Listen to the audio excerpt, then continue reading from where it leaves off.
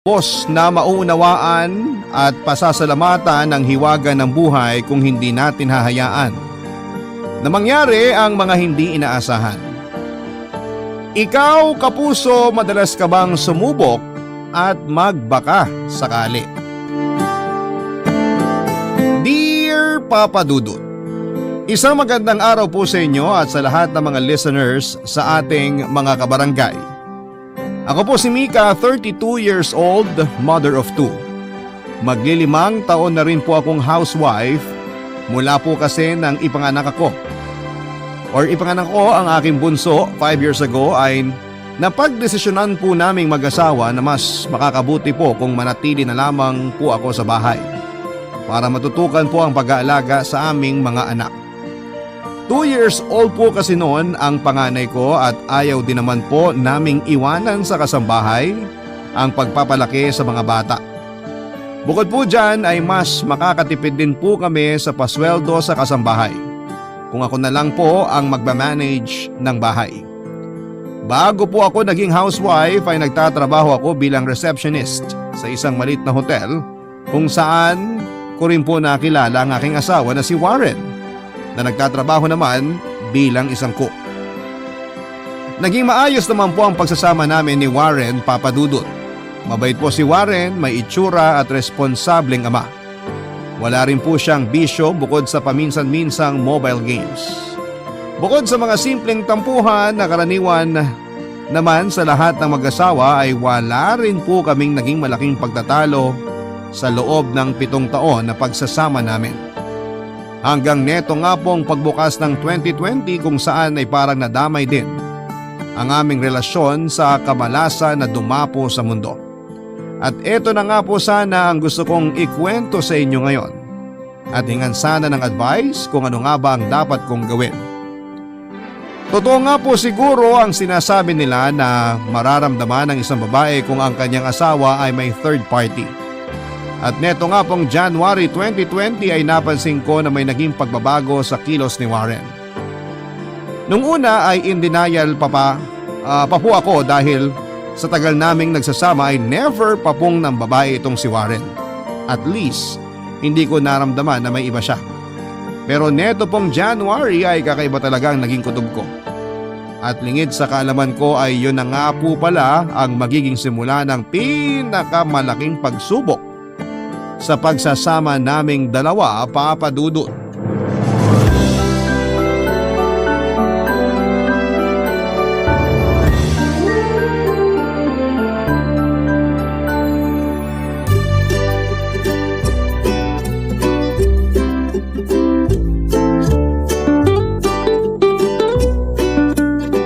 Oh, saan ka galing? Bakit naka-short sa rubber shoes ka? Nag-gym ako. Gym? May promo kasi dun sa gym na malapit sa hotel. May discount kapag nag-member ng 1 buong taon. Nag-member ka? Oo, Okay. Magkano naman yung monthly nun? 500 na lang. 500? Aba, pambayad din natin ng tubig yun ah. Kaya ko naman bayaran yun. At saka maliit lang na investment yun para sa pagiging mas healthy ko. Dapat nga ikaw din eh. Sa gawaing bahay lang dito at sa pag-aalaga ng mga bata, ubos na lakas ko. Teka, hindi ba lalo makakasama yan sa'yo kasi pagod ka na nga sa trabaho, buong araw ka ng galaw sa kitchen? Iba naman yung pagluluto sa pag-gym. Siyempre may mga parte ng katawan na hindi na-exercise. Okay, sige. Ay nga pala, may dumating na delivery dyan kanina, box. Ganun ba? Ayos. Ano naman yung pinadeliver mo? Mga supplements lang yun. Para masulit ko yung pag-gym ko. Aba, talagang kinakarir mo yung healthy-healthyhan mo ah. Oo, naisip ko parang New Year's resolution ba? Wow! Ibang pasok ng 2020 sa'yo ah. Dapat nga ikaw din. Mag-diet na rin tayo para maging mas malakas resistensya natin. Siyempre, hindi na tayo bumabata. Kailangan na natin palakasin yung katawan natin. Mahal na magpa-ospital ngayon. Sige, support na lang kita dyan. Okay na ako sa ganito.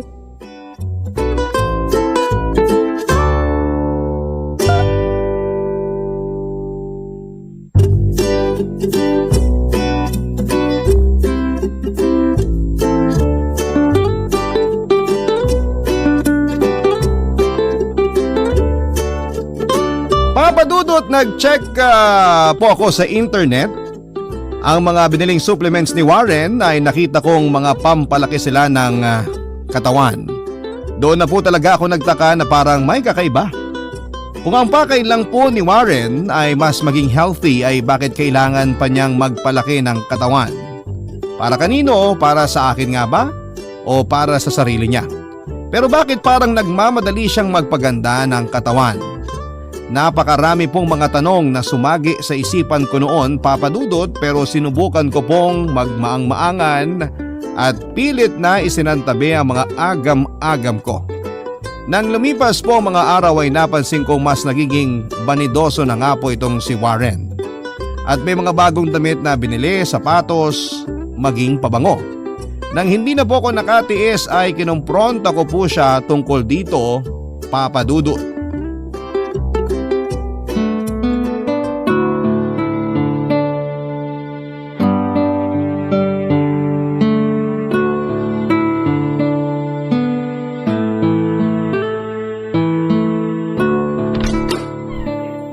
Oh, anong ginagawa mo dyan sa cabinet ko? Nag-spray ka ng pabango? Oo, gusto ko maamoy eh. Bakit nag-spray ka pa? Maaamoy mo rin naman yan kapag ginamit ko. Binuksan mo pa, kakabili ko lang nito eh. Mukhang mamahalin yan ah. Mura lang yan. May nagbebenta lang dun sa hotel. At nag-shopping ka rin pala nung isang araw? Anong okasyon? Wala. Pumapayat na ako eh. Kailangan ko na ng bagong mga damit. Hindi ka pa naman ganun kapayat ah. Kasya pa naman yung suot mo. Nakuha ko naman yung mga yun sa sale eh.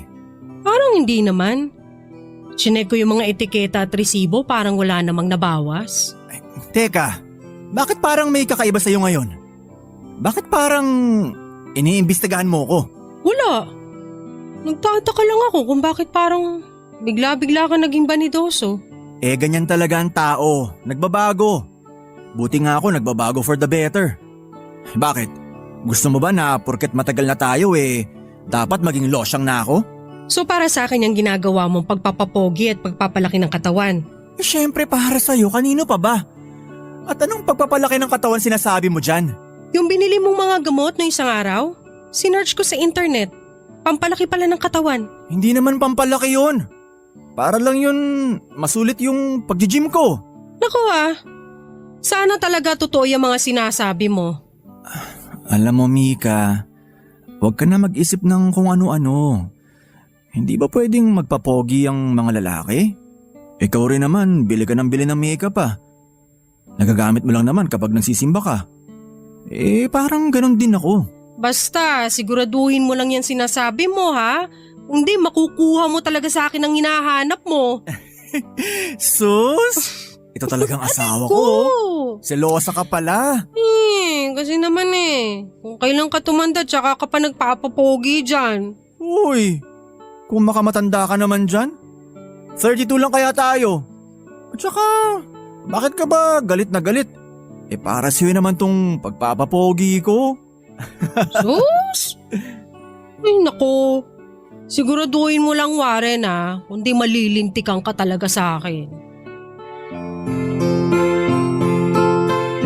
Lumipas po ang mga araw na nagpatuloy po si Warren sa kanyang New Year's resolution ng pagiging mas maalaga raw sa katawan, Papa Dudut.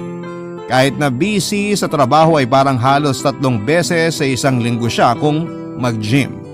At nung tumagal nga po ay halos parang araw-araw na niya itong ginagawa. Hanggang sa medyo humupa na nga po ang pagdududa ko sa kanya at unti-unti nang nasanay sa kanyang bagong katauhan. Lalo pa po dahil unti-unti na po ulit akong nagwagwapuhan sa asawa ko kaya hindi na ako nagreklamo. May itsura naman po kasi si Warren kahit na noon pa. Sa katunayan nga po ay nung una ko siyang makita sa hotel na pinagtatrabahuhan namin ay naging crush ko na po siya kaagad. Pero medyo natagalan po na magka-developan kami sa isa't isa dahil nalaman ko na moving on pa po pala ito sa isang relationship sa kanyang girlfriend na nakipaghiwalay sa kanya dahil gusto nitong mag-abroad samantalang ayaw po ni Warren na umalis ng bansa. Yung babae naman po ay ayaw ng LDR Kaya pinagpalit niya ang relasyon kay Warren para maabot ang pangarap niya. At nalaman ko rin po, Papa Dudut, na ako pala ang pumalit sa posisyon ng babaeng yon sa hotel. At sa pagbibiro ng tadhana, ako rin po ang pumalit sa kanya sa puso ni Warren. Barangay Love Stories. Barangay Love Stories. Maski po ako ay nahumaling at nainganyo na rin kay Warren, Papa Dudut. Naging mas health conscious na po ako, nagbawas ng mantika sa mga niluluto ko at binawasan na ang mga binibiling chicherya para sa bahay at nag-e-exercise na rin. Maski nga po ako ay pumayat na at feeling ko ay naging blooming na rin tulad ni Warren. At aaminin ko pong nakakagaan nga po sa pakiramdam kapag mas masustansya ang kinakain at kapag tumitingin ako sa salamin ay parang ang ganda-ganda ko dahil mas naging maalaga na rin ako sa katawan ko. Pero kahit na ganun po ang nangyari, Papa Dudut, ay meron pa rin po akong isang napansin. Hindi pa rin po kami madalas nagsisiping ni Warren. Minsan nga po pakiramdam ko kapag ginagawa namin yon ay parang distracted po siya sa ibang bagay. At doon po bumalik ang pag-aalinlangan ko kung para kanino nga ba ang naging pagbabago sa ugali ni Warren. Para sa akin po ba, sa kanya o baka naman para sa iba na? At para nga pong dininig nga po ng Diyos ang mga pag-aalinlangan ko nang minsang hindi sinasadya. Na magkita kami ng dati naming katrabaho na si Thea sa isang grocery nung ako'y namimili. At nang magkamustahan ay nagkayaan kami na magkape at magkwentuhan, Papa Dudut.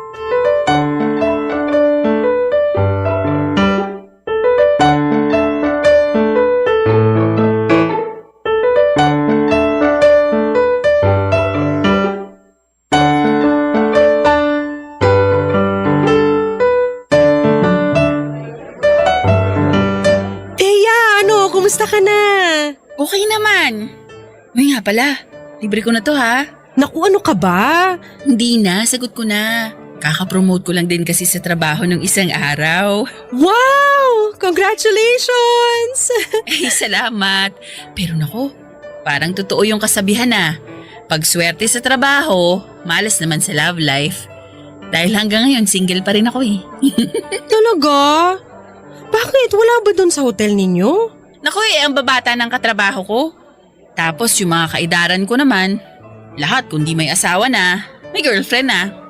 Eh ikaw, housewife ka pa rin ba hanggang ngayon? Oo. Pagkatapos ko mag-resign, hindi na ako nagtrabaho. At mukhang panghabang buhay na nga to. Oh, at least hanggang tumuntong siguro ng high school yung mga bata. Wagas ka, Mika. Grabe ang hirap siguro niyan. At ang boring.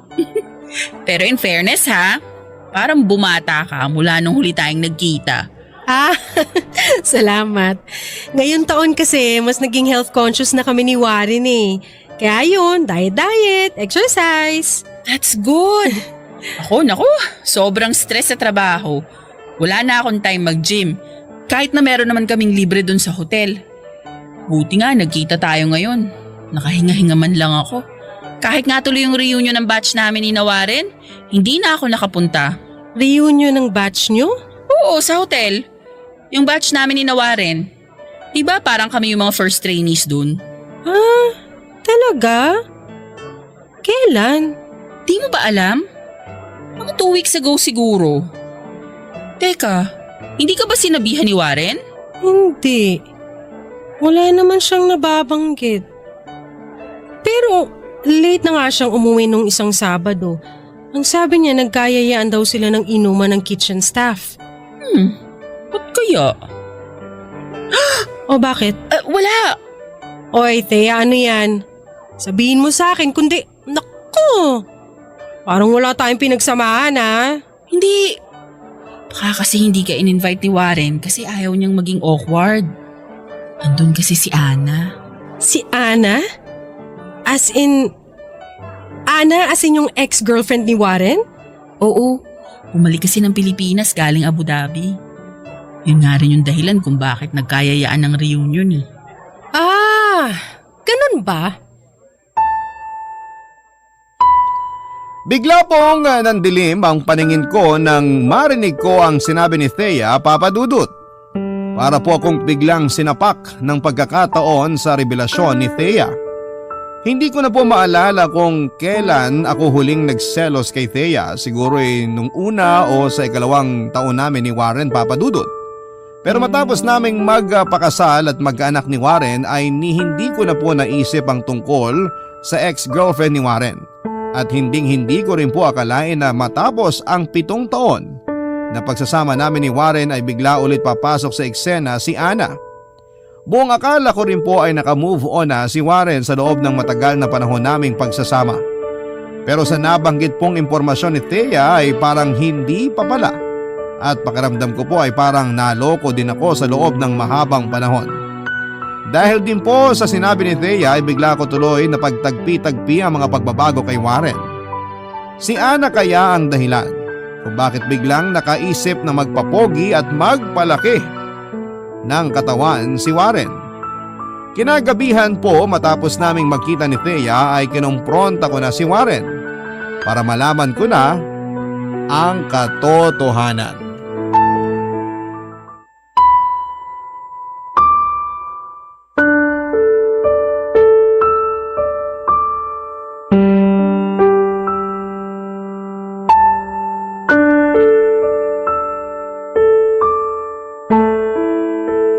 Warren!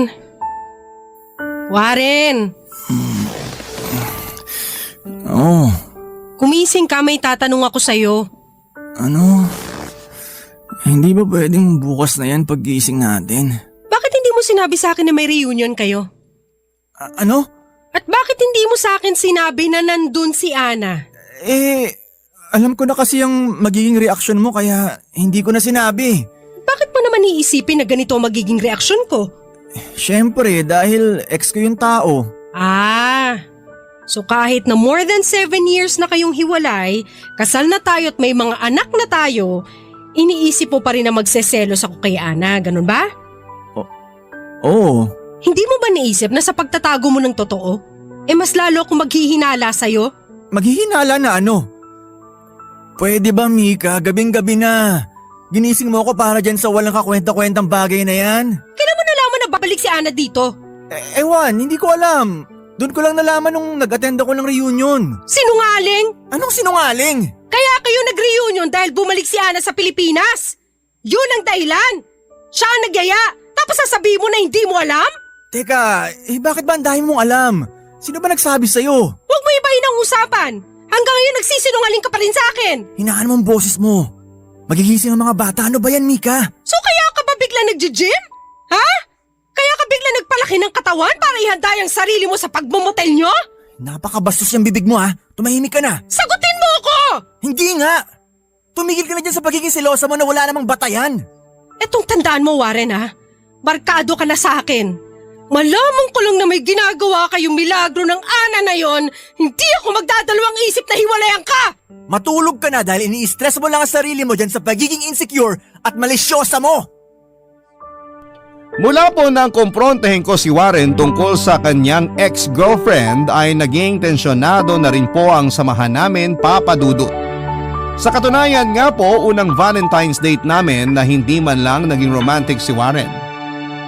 Dinala niya lamang po ako sa isang restaurant, binigyan ng roses at yun na, parang trabaho lang.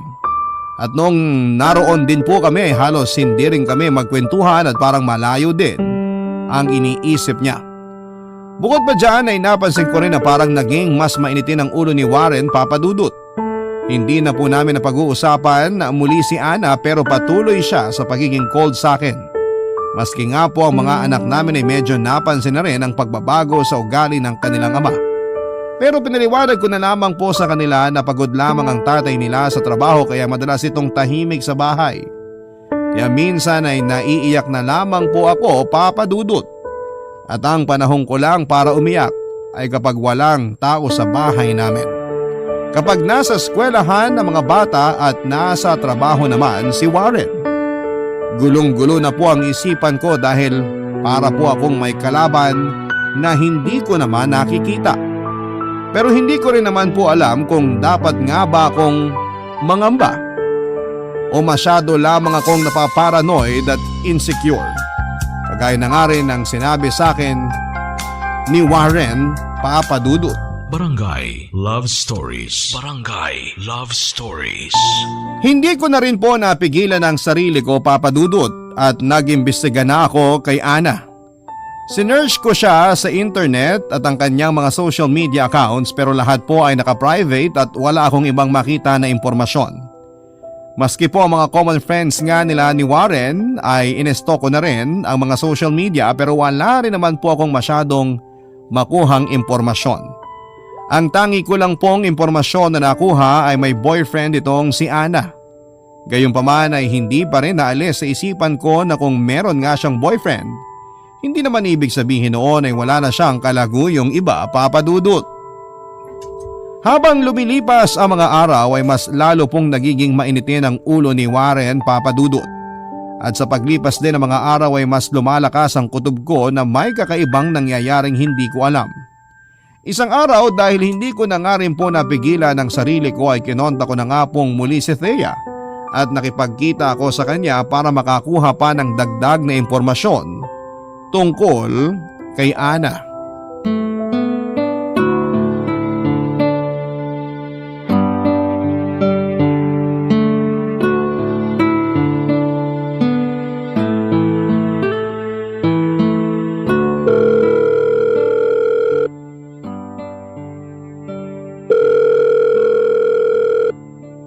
Friend! Oh, napatawag ka. Thea, busy ka ba? Hindi naman masyado. Kakauwi ko lang naman. Anong meron? May itatanong sana ako sa'yo eh. Ano yun? Friend, hindi kasi ako mapakali after nung huling pag-uusap natin. Oh, bakit naman? Kasi nga, dun sa nabanggit mo, na umuwi si Ana. Okay. Bakit? Ano bang bumabagabag sa'yo? Hanggang ngayon kasi hindi ko maalis sa isip ko kung bakit nagsinungaling si Warren sa akin tungkol dun eh. Ang sabi niya, para daw hindi ako magselos. Pero ewan, iba kasi ang kutob ko. Okay. Anong gusto mong malaman? Hindi rin ako naka-attend ng reunion eh. Wala rin akong balita kung anong nangyari dun. Hindi ba kayo nakapag-usap o nagkita ni Ana nitong nakaraan? Di friend eh. Busy sa trabaho. Nag-message lang ako sa kanya na welcome back sa Pilipinas tapos nag-thank you siya. Yun na rin yung huli naming pag-uusap. So friends kayo sa social media no? Oo. Ngayon, paparanoid ako eh. Feeling ko kasi parang may kakaiba kasi sa kinikilos ni Warren itong mga nakaraang linggo. Ha? So kutob mo na may relasyon sila? Hindi naman. Ewan. Pero friend, ewan ko ha. Kasi ang huli kong alam kay Ana, 5 years na sila ng boyfriend niya. Tapos nung isang linggo, nakita ko nag-post siya na engaged na sila. Parang nung Valentine's lang ata nag-propose. Ha? Oo. Well, mukha naman silang masaya dun sa pictures ng fiancé niya. Ganun ba? So ayun. Bakit hindi mo nalang kausapin si Warren tungkol dyan? Kinausap ko na nga siya pero nagalit lang. Silosa daw ako at insecure. Anyway, sige Thea ha, maraming salamat. Pasensya na sa istorbo.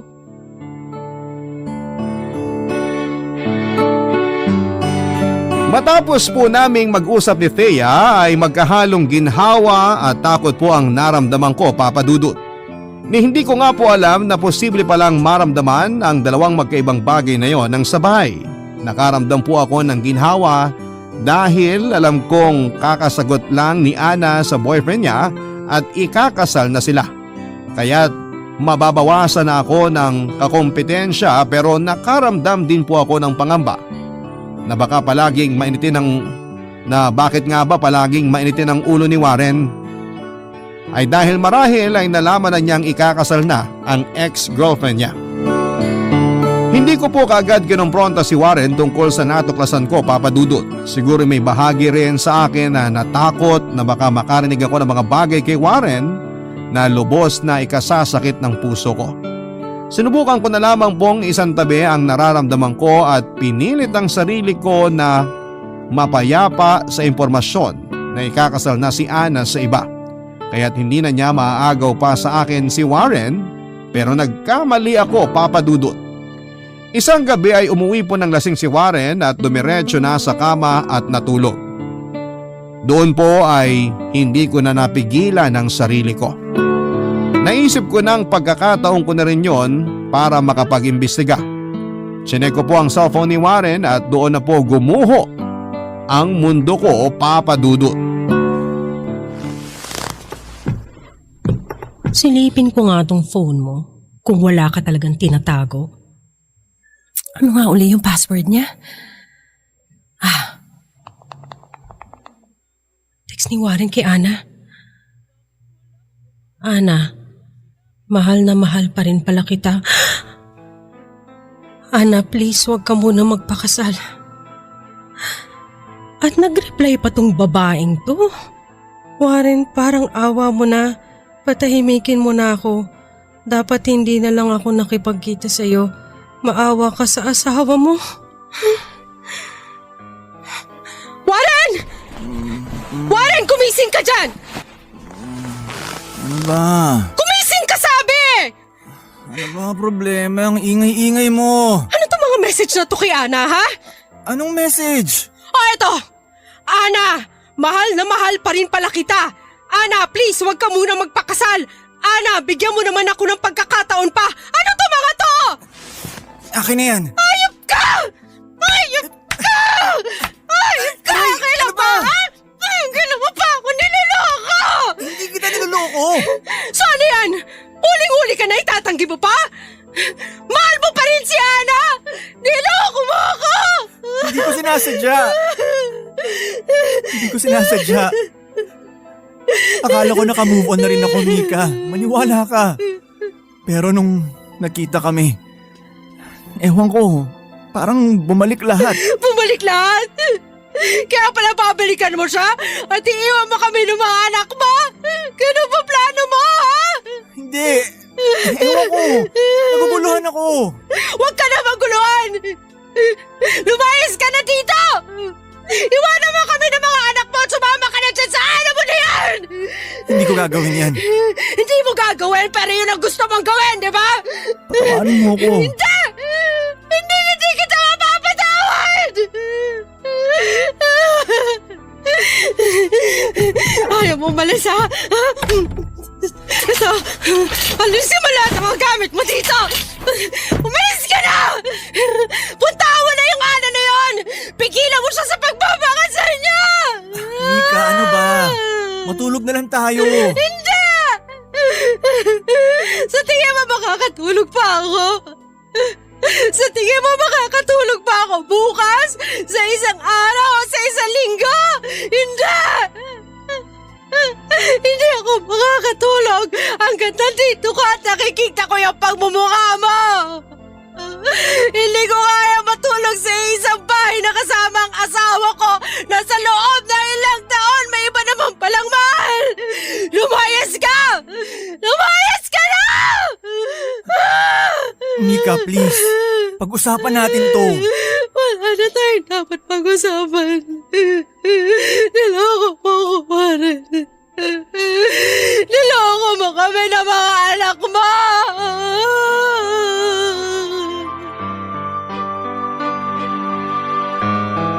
Papa Dudut, sinubukan po akong pakalmahin ni Warren at kausapin.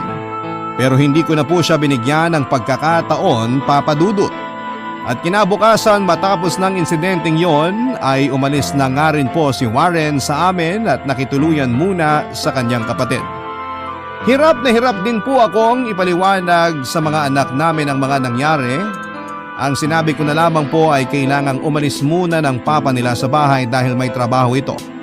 Pero hindi ko po alam kung paano ipapaliwanag sa kanila ang komplikadong dahilan kung bakit kami naghiwalay ng tatay nila. Hanggang sa inabot na nga po ng quarantine at lockdown noong 2020 ay tuluyan na kaming nagkahiwalay ni Warren, Papa Dudut. Matapos niyang umalis sa amin ay halos ilang buwan din po akong sinubukang kausapin ni Warren tungkol sa nangyari. Dala ng galit at pagkalito ay halos magtatatlong taong ko rin pong itinago kay Warren ang mga anak namin. Maski ang kapatid niya at mga magulang namin ay namagitan na para makapag-ayos kaming ulit, alang-alang daw sa mga bata. Pero napakahirap po sa puso ko, Papa Dudut, dahil parang na-trauma na ako sa ginawa niya. Alam ko po kasi na makipagbalikan man ako kay Warren ay nagbago na ang lahat. At habang buhay na akong mahihirapan na magtiwala sa kanya. Last December 2022, kaya ayoko nang dagdagan pa. Hinayaan kong makita ng mga anak ko si Warren at makasama siya noong nakaraang Pasko at Bagong Taon. Kaya rin po ako sumulat sa inyo ngayon, Papa Dudut, ay para makakuha ng inyong opinyon at ng ating mga kabarangay online kung ano nga ba sa tingin nila ang dapat kong gawin. Mahal ko pa rin po si Warren at para sa mga anak namin ay gusto ko rin pong makipagbalikan sa kanya. Pero matapos po ng ginawa niya ay nahihirapan na akong maniwala na tapos na talaga ang mga nararamdaman niya para kay Ana. At ako na ang pinipili niya, Papa Dudut. Maraming salamat po sa pagbasa ng aking liham. Ang inyong forever kapuso at kabarangay, Mika. Barangay Love Stories.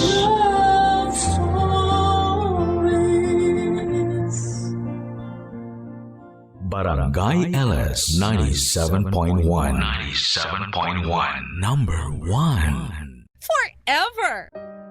Kabarangay, i-share mo ang iyong barangay love stories. Sabay-sabay nating pakinggan ang iyong kwento ng pag-ibig, buhay at pag-asa. Ipadala lang sa barangaylovestories@yahoo.com.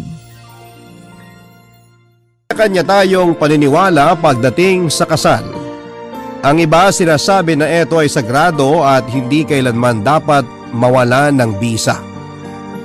Meron namang naniniwala na ito ay kontrata lamang na pwedeng mabago, masira o mawala ng kapangyarihan na pagtibayin ang pagsasama ng dalawang taong nagmamahalan.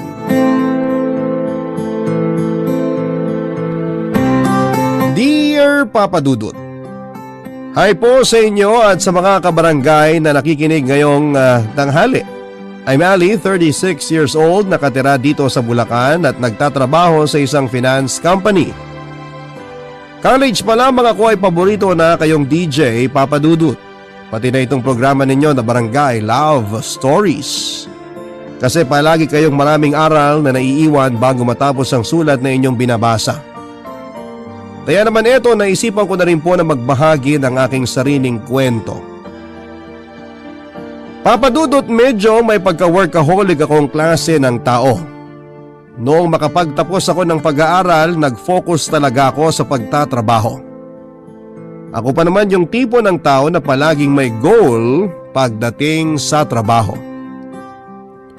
Dapat kada 2 taon ko sa kumpanya ay napopromote ako. Kapag hindi tumaas ang posisyon ko ay nagre-resign talaga ako at alam ko kasi sa sarili ko na mahusay naman ako at malaking asset sa isang kumpanya. Kaya malakas ang loob ko. Bukod sa pagtatrabaho at kung ano-ano pang pinagkakabalahan ng pag-gym naman ang isa sa mga pampalipas oras ko. At doon ko nga nakilala si Ricky na isang fitness coach sa gym na madalas kong pinupuntahan, Papa Dudut.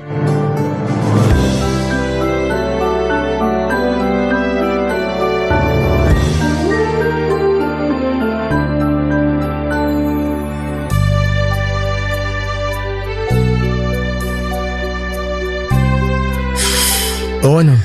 Masakit pa ba itong paa mo, Ali? Hindi na masyado. Sigurado ka? Oo, coach. Baka gusto mong dalhin na kita sa ospital para ma-check up tong paa mo. Hindi na. Kasi hindi naman ganun kabigat yung tumama na barbell plate dito sa paa ko. Buti nga, hindi talaga sa mga daliri ko sa paa bumagsak kasi pag nagkataon, may paglalamayan ako ng mga kukumamaya sa bahay. Salamat nga pala dito sa kinuha mong ice bag. Wala yun. Mabuti na lang hindi pa ako nakakauwi. Kapag ganitong oras kasi, madalas wala nang coach na nagbabantay dito sa gym. Gantong oras din kasi masarap pumunta sa gym kasi wala masyadong tao. Bakit? Takot ka ba sa tao? Hindi no. Kung takot ako sa tao, dapat hindi kita kinakausap ngayon. Malay mo, hindi pala ako tao. Ewan ko sa'yo. Pero bakit nga palagi kang mag-isa kapag pumupunta ka dito sa gym? Sino namang isasama ko? Wala naman akong kapatid. Kaibigan mo o kaya boyfriend mo? Ay nako, coach. Gusto mo lang yatang itanong kung may boyfriend ba ako o wala eh. Uy, hindi ah. Masyado kang advance mag-isip. Pero pwede mo naman sagutin yung tanong. Wala akong boyfriend. At wala rin naman akong masyadong kaibigan, kaya wala rin talaga akong isasama dito sa gym. Isa pa, masayang mag-gym nang wala masyadong kinakausap. Hindi naaabala yung mga workout na plano kong gawin. So nakakaabala pala ako sa'yo ngayon. Hindi no. Ako nga yung nakakaabala sa'yo. Ang sabi mo kasi kanina, dapat pauwi ka na, di ba? Oo nga, dapat. Pero nang makita kitang pumasok kanina dito, nag-decide ako na hintayin ka na lang muna matapos workout mo. Bakit naman? Wala lang. Siguro nahulaan mo na mababagsakan ako ng plate sa paa, no? Hindi. Ang totoo kasi, matagal na rin kitang gusto makausap ng kagaya nito. Hindi lang ako makalapit kasi nga may pagkasuplada ka. Uy, coach, niningitian naman kita. Oo nga, pero hindi man lang umaabot ng 3 seconds yung ngiti mo sa akin tapos umiiwas ka na kaagad ng tingin. Mabuti na lang pala talaga na bagsakan ng plate tong paa mo. Nagkaroon tuloy ako ng chance na maglakas loob na lapitan ka. Grabe, ang sama mo, coach. Joke lang. Gusto mong magkape? Di mo na rin naman matatapos workout mo kaya magkape na lang tayo. Pwede naman. Hindi na rin masyadong masakit tong paa ko kaya makakalakad na ako. Kaya lang hindi ko gusto yung lasa ng kape sa coffee shop na katabi nitong gym eh. Ang tabang ng Robusta coffee nila. Walang katapang-tapang. Gusto mo ng matapang na kape. Sakto, may alam ako na mas masarap na coffee shop. Ayan, sige, go ako dyan, coach. Ricky na lang. Huwag mo na akong tawaging coach, feeling ko nakakatanda masyado eh. Halos magkaedad lang naman tayo. Okay, tara na Ricky. Sige, alalayan na kita.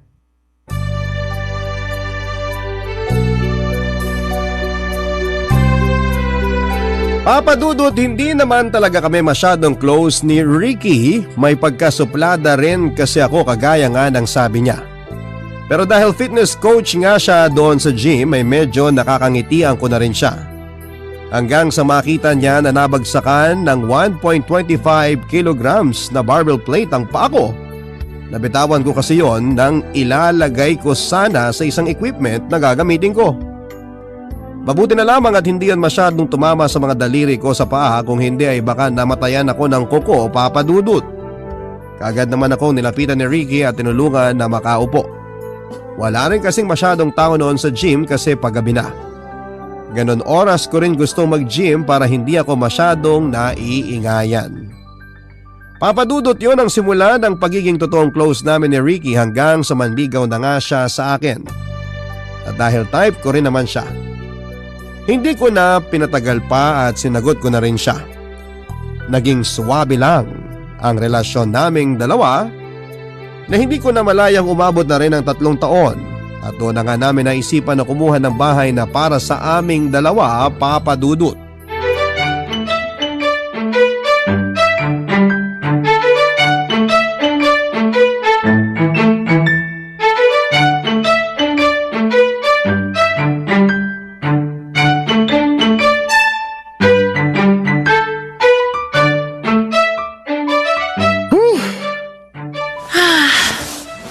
Nakaupo rin dito sa sofa.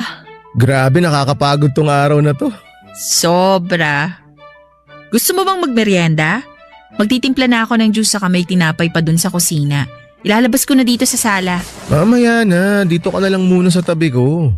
Mas gusto ko na magkwentuhan na muna tayo kaysa magmerienda. Sige. Pero grabe, ang dami nating gamit na pinasok dito sa bahay. At karamihan doon mga gamit mo, baby. Dinala mo yata yung laman ng 3 cabinet nyo sa bahay. Uy, grabe ko naman, baby.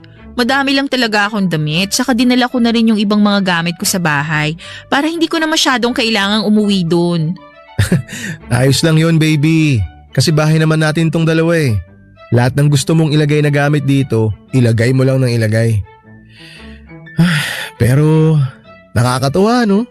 Halos nasusunod natin lahat ng mga plano natin.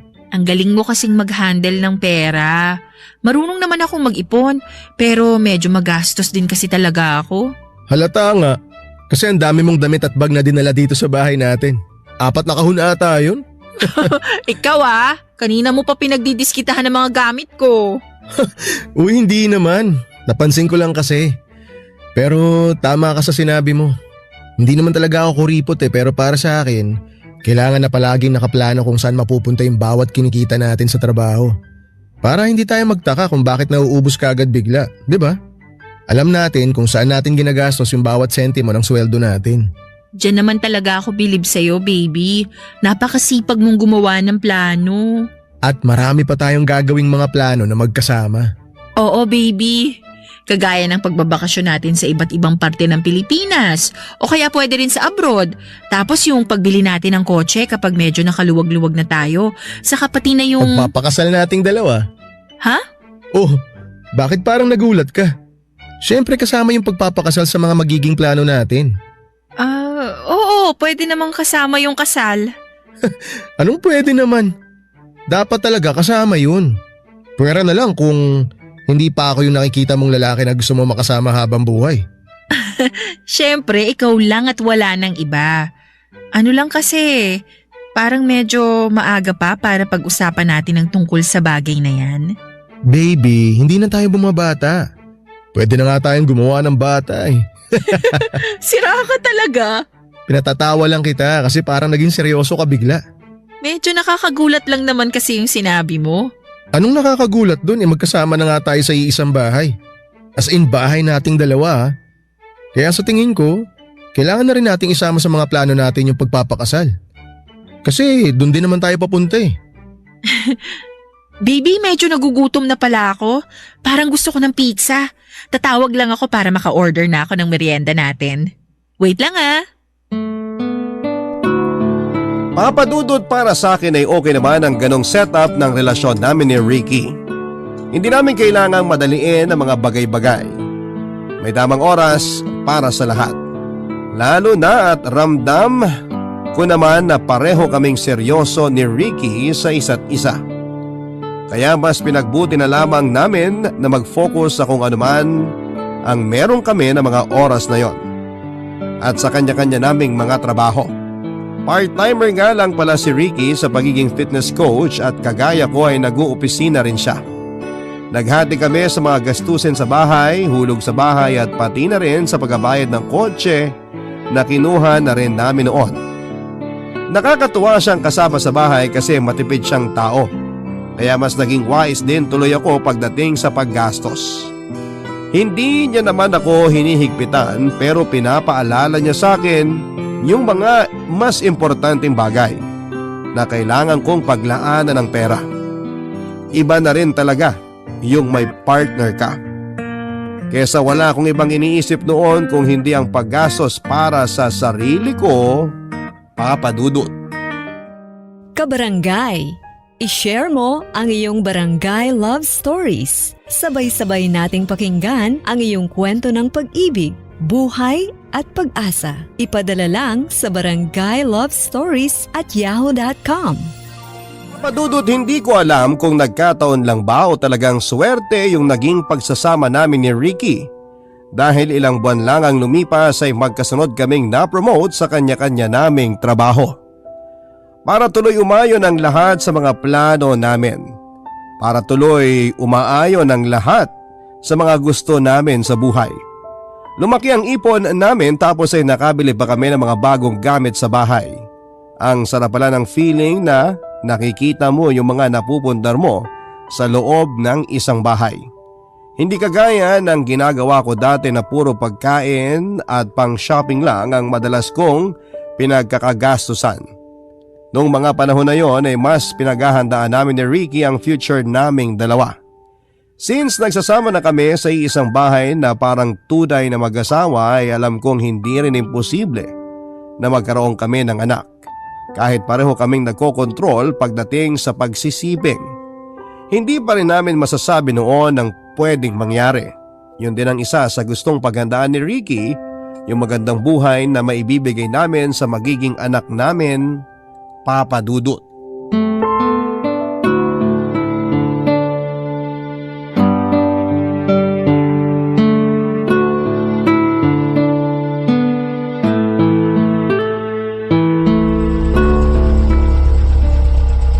Ang aga nating nakarating dito sa office namin ah. Hindi rin kasi masyadong traffic ngayon. Oo nga. Baka malate pala ako sa pag-out mamaya. Patapos na kasi ang buwan kaya marami kaming kailangan tapusin para ma-meet yung deadline namin. Sakto pala kasi may overtime din kami mamaya. Talaga? Parehas pala tayo? Tambak din kasi ang trabaho namin sa opisina eh. Kaya nga weekends na lang ako nakakapag-duty sa gym. Okay, chat na lang kita mamaya pagtapos ng shift ko. Baba na ako ng kotse, baby. Okay baby, ingat ka ah. I love you. I love you too. Ingat ka sa pag-drive. Bye!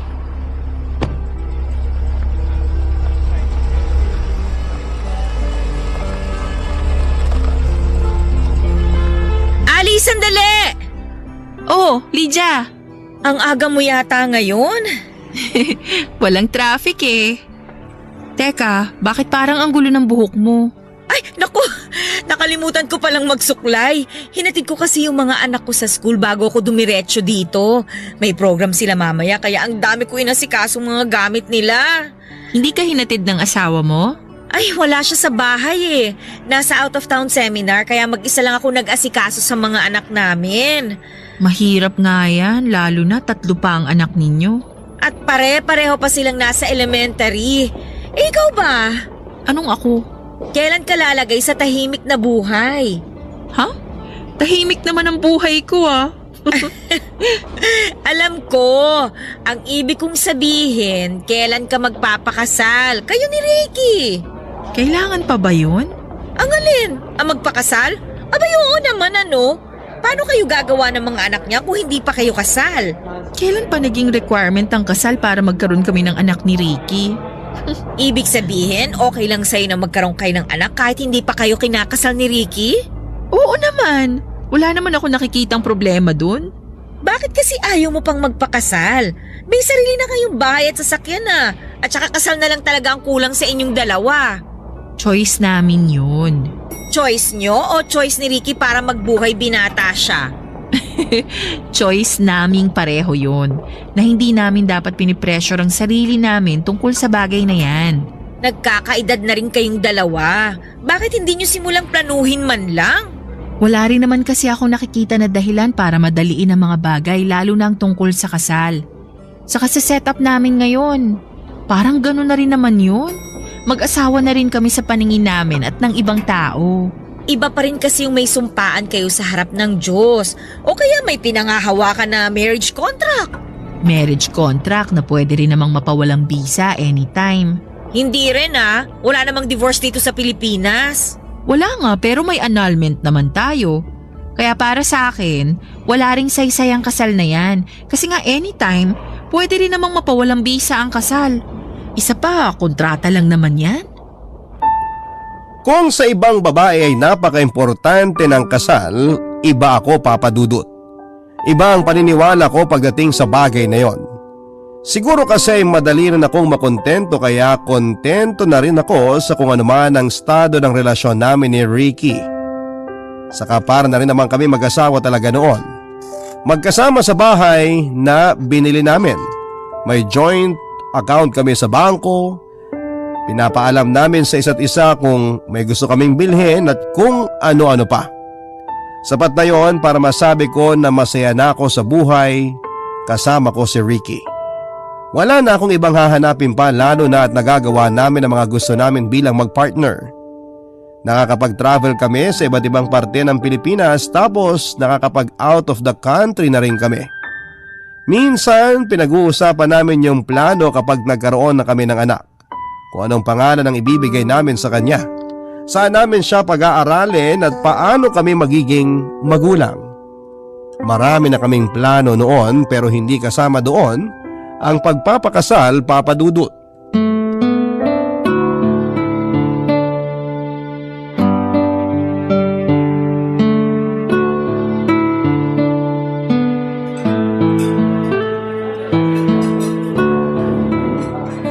Grabe, ang sarap pa rin ng steak nila dito sa restaurant na to. Naku, sinabi mo pa. Ang tagal na natin nagsiselebrate ng anniversary natin dito pero hindi pa rin nagbabago lasa ng steak nila. At kung nagbago man, mas lalo lang sumarap. Pero ang dami na ring nagbago sa itsura nitong restaurant, no? Pati yung garden sa labas, tignan mo oh. Ang dami ng mga bulaklak. Parang dati nga, ang konti lang ng mga halaman dyan eh. Nung unang beses kasi na nag-celebrate tayo ng anniversary dito, hindi pa ganito kalaki tong restaurant na to. Oo, hindi pa. Kasi medyo parang bagong bukas lang din tong restaurant na to noong mga panahon na yun. Naaalala ko na dapat hindi tayo dito magse-celebrate ng first anniversary natin eh. Nagka-problema lang kasi tayo dun sa isang restaurant na una nating pinuntahan. Nawala kasi yung reservation natin sa kanila tapos ang dami pang tao, haba ng pila. At magulo pa talaga dun. Hindi organized ang mga staff, tsaka parang hindi malinis yung mga table na malapit sa atin. Mukha lang talaga silang maganda sa mga post nila sa social media. Kaya minsan talaga nakakapeke yung mga nakikita natin sa social media eh. Kasi nilalagyan lang nila ng pangmalakasan na filter. Tama ka dyan, baby. Buti na lang talaga na-discover natin ang restaurant na to. Mukhang dito talaga tayo nakatadhana na mag-celebrate taon-taon. Ang relaxing din kasi ng ambience dito. Tsaka ang babait ng staff. Yun din siguro yung dahilan kung bakit napaganda at napalaki nila tong restaurant. Nakakatuwa, no? Nakita natin kung paano mas nag-improve to kahit 1 o 2 beses sa isang taon lang tayo pumunta dito. Pumupunta lang kasi tayo dito kapag may special event sa buhay natin. Kagaya ngayon. Na gusto ko pa sanang gawin na mas special. Anong ibig mong sabihin? Ali, Oh, para sa nang maliit na kahon na yan. May regalo ka na sa akin kanina, di ba? oo nga meron na pero iba to. Kasi kagaya nga ng sabi ko kanina, gusto kong gawin na mas special ang anniversary natin ngayon. Kasama ang singsing na to. Ali, will you marry me? Ricky. Alam ko na hindi mo masyadong gusto na pinaplano ang tungkol sa kasal. Pero gusto ko na rin kasi na mas mapatunayan sa'yo kung gaano kita kamahal eh. Matagal mo nang napatunayan sa akin yun. Kaya hindi mo na kailangan gawin to. Kailangan pa rin kasi gusto ko. Gusto kong pakasalan ka. Pero Ricky, hindi pa ako handa. Bakit hindi ka pa handa? Takot ka pa rin ba? Hindi ka pa rin ba sigurado sa akin? Hindi naman sa ganun. Ayoko lang na magkaroon tayo ng kontrata na matali sa isa't isa. Tapos mahihirapan lang din tayong kumawala sa huli. Bakit pa tayo kakawala kung sigurado naman na tayo sa isa't isa? Ayoko lang na masakal tayo sa kontrata ng kasal. Ricky, mahal kita. At alam ko na mahal mo rin ako. Hindi naman tayo aabot ng ganito katagal kung hindi natin mahal ang isa't isa. Pero I'm sorry. Kasi sa ngayon, hindi pa talaga ako handa. Ayoko pa munang magpakasal. Papa Dudut, nakita ko ang lungkot sa mga mata ni Ricky nang tanggihan ko ang alok niya ng pagpapakasal. Bago ang gabi na yon ay nagpapahapyaw na siya sa akin na gusto na rin niyang magpakasal kami. Pero palagi kong sinasabi sa kanya na huwag yon ang gawin naming priority. Ang kasal naman ay nandyan lang yan. Kahit sino ay pwedeng magpakasal. Kahit saan, pwede ring magpakasal. Hindi namin kailangan madaliin ang mga sarili namin. Sinabi ko rin sa kanya na naniniwala ako na ang kasal ay parang kontrata lang din sa isang kumpanya na anumang oras ay pwedeng mapawalang bisa. Bakit pa magpapakasal ang dalawang tao kung sigurado naman sila sa nararamdaman nilang pagmamahal para sa isa't isa?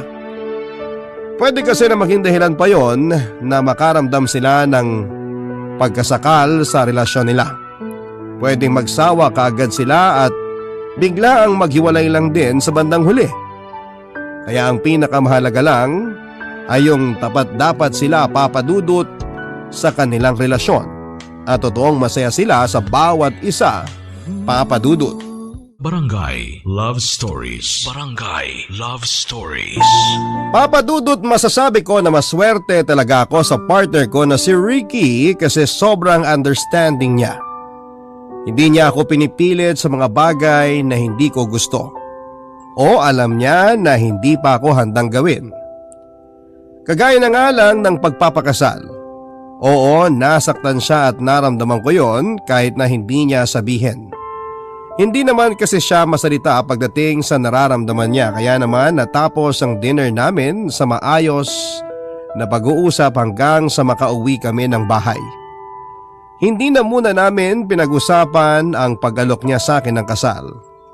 Sa relasyon kasi, Papa Dudut, ay kailangang palaging mag-give and take ang dalawang tao. May isang iintindi at ang isa naman ang kailangang intindihin. Sa pagkakataon na yun ay maluwag na tinanggap ni Ricky ang naging desisyon ko. Ako ang iniintindi niya. Pabiro ko pa ngang sinabi sa kanya na sa oras na alam kong handa na ako ay ako na mismo ang mag-aalok sa kanya ng kasal, Papa Dudut.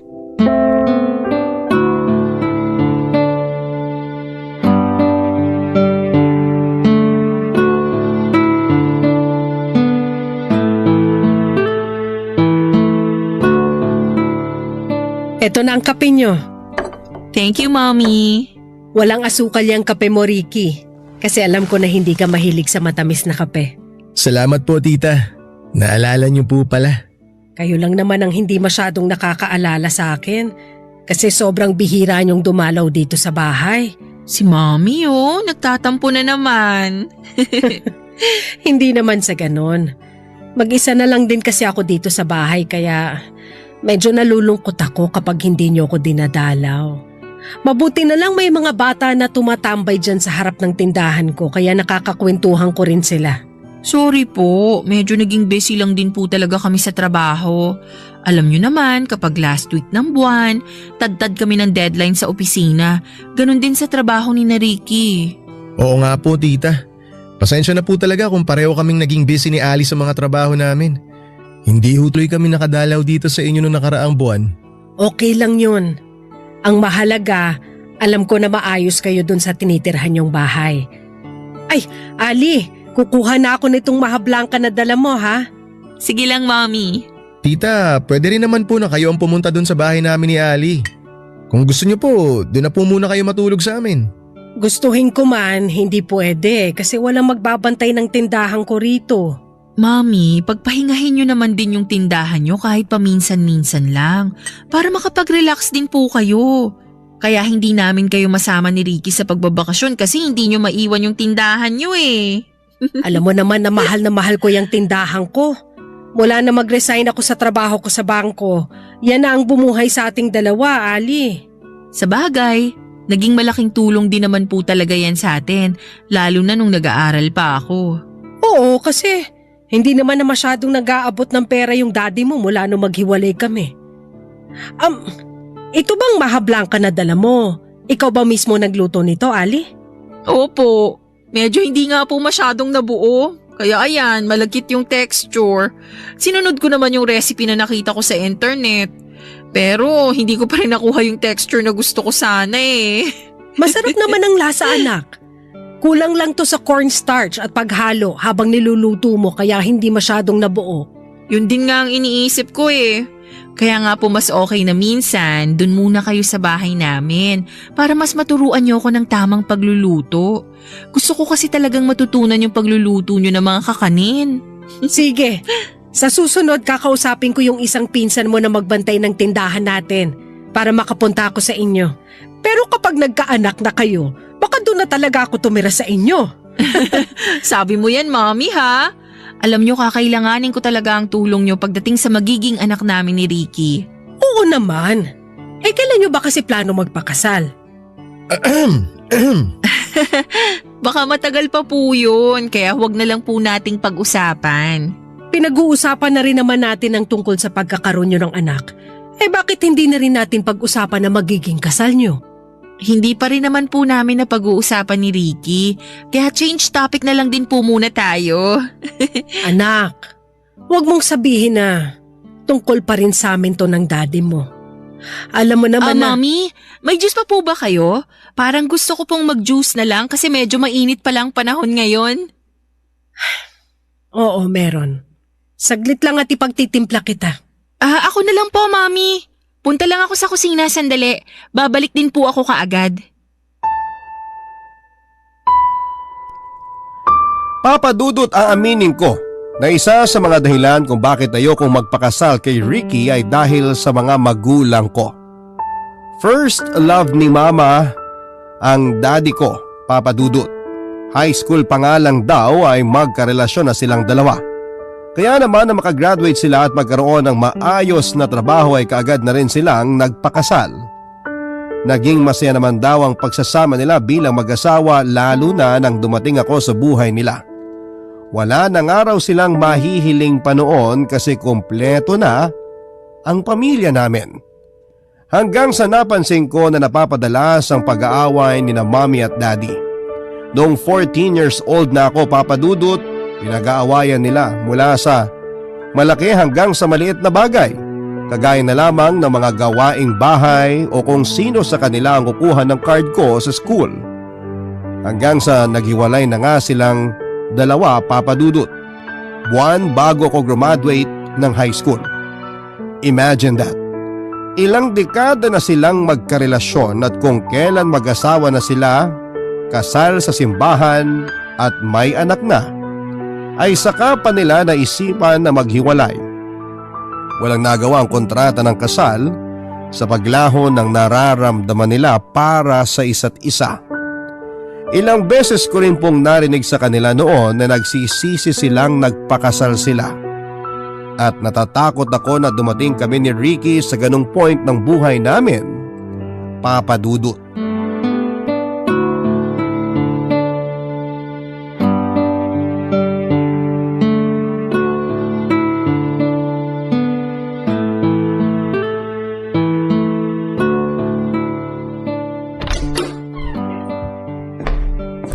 Gising ka pa. Siyempre, hinihintay kitang makauwi. Sakto, may dala akong shawarma dito para sa'yo. Oh, eto. Wow! Thank you! Ang tagal ko na rin nagkikrave nito. Bubuksan ko na tong paper bag ha. Kaya nga bumili ako na may madaanan akong shawarmahan kanina eh. Naalala ko kasi na gusto mong kumain yan pero wala ka namang mabilhan. Wala rin kasing malapit na tindahan dito o sa office namin. Kaya wala talaga akong mabilhan. Ang sarap nitong shawarma, baby. Thank you ulit. You're welcome. Kumusta pala yung kasal na pinuntahan mo? Ayos naman. Masaya yung kasal kasi nga ang tagal na rin magkarelasyon ng dalawang kaibigan ko na yon. Kumbaga, ang tagal na rin nilang hinihintay yung araw na makakasal sila. Saya naman. Sobra. Medyo naluha nga kami ng ibang mga kaibigan ko eh. Witness din kasi kami kung gaano kadami yung mga pagsubok na pinagdaanan nila bago sila makakasal. Sayang, hindi ako nakasama kanina. Okay lang yun.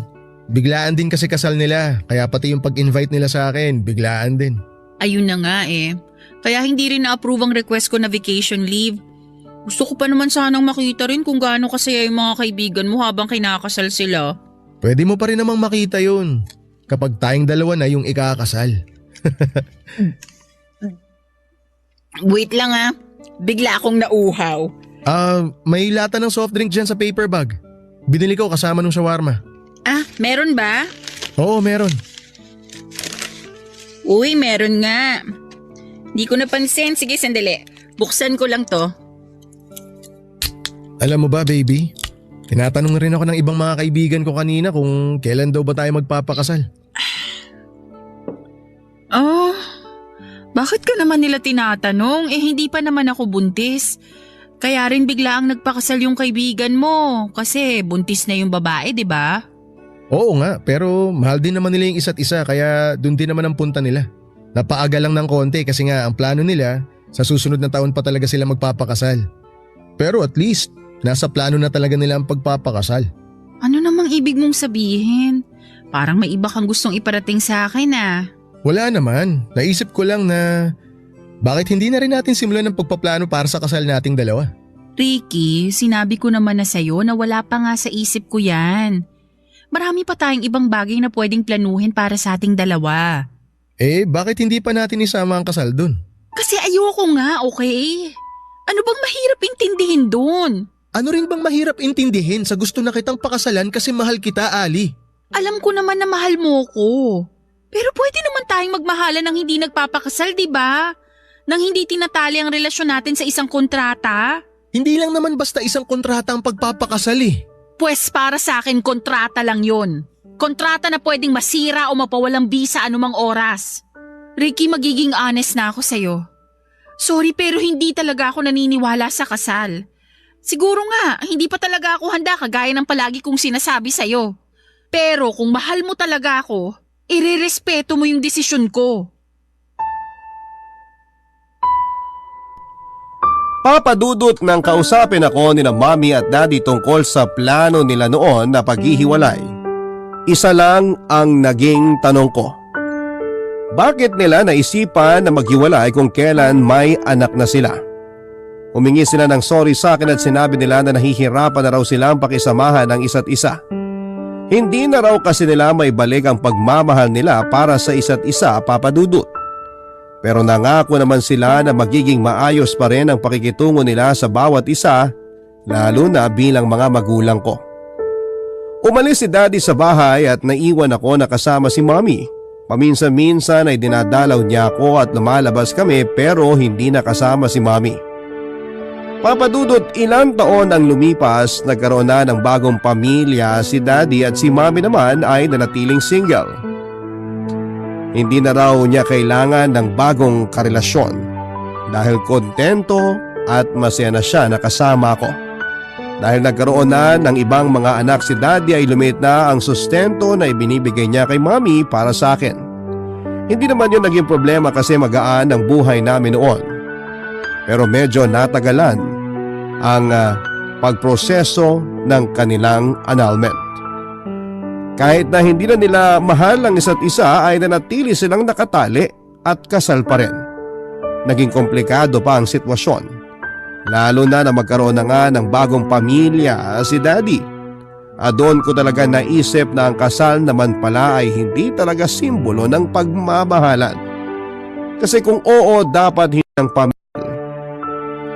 Ayun nga lang, Papadudot, magkaiba kami ni Ricky dahil siya naman ay gusto niya na patunayan ang pagmamahal niya sa akin sa pagiging makulit pa rin siya sa mga sumunod na araw, linggo at mga buwan. Hanggang sa nagiging dahilan na yon ang away naming dalawa. Mula sa umpisa kasi wala talaga sa isipan ko ang matali sa isang kontrata ng kasal. Nandun pa rin yung takot ko na baka yun pa ang maging dahilan ng paghihiwalay namin ni Ricky kagaya na nga lamang nang nangyari sa mga magulang ko. Papadudod, sa huli ako pa rin ang nasunod dahil siguro ay napagod na lang din si Ricky na sabihin sa akin na gusto niya akong pakasalan. Natanggap niya na iba ako sa mga babae na nangangarap na pakasalan ng lalaking mahal nila.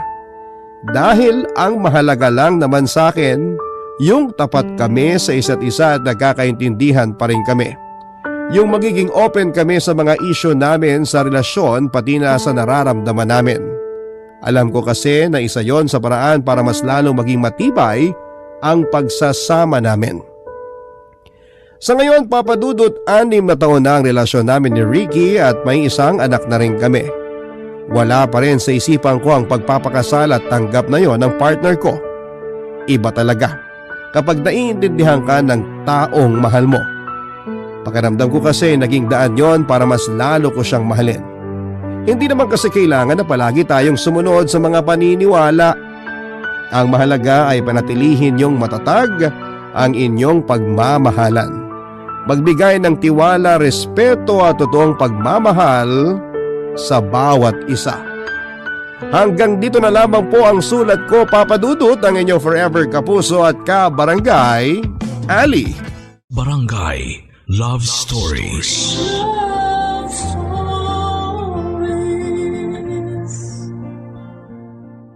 Barangay LS 97.1. 97.1. Number 1. Forever. Kabarangay, i-share mo ang iyong barangay love stories. Sabay-sabay nating pakinggan ang iyong kwento ng pag-ibig, buhay at pag-asa. Ipadala lang sa barangaylovestories@yahoo.com.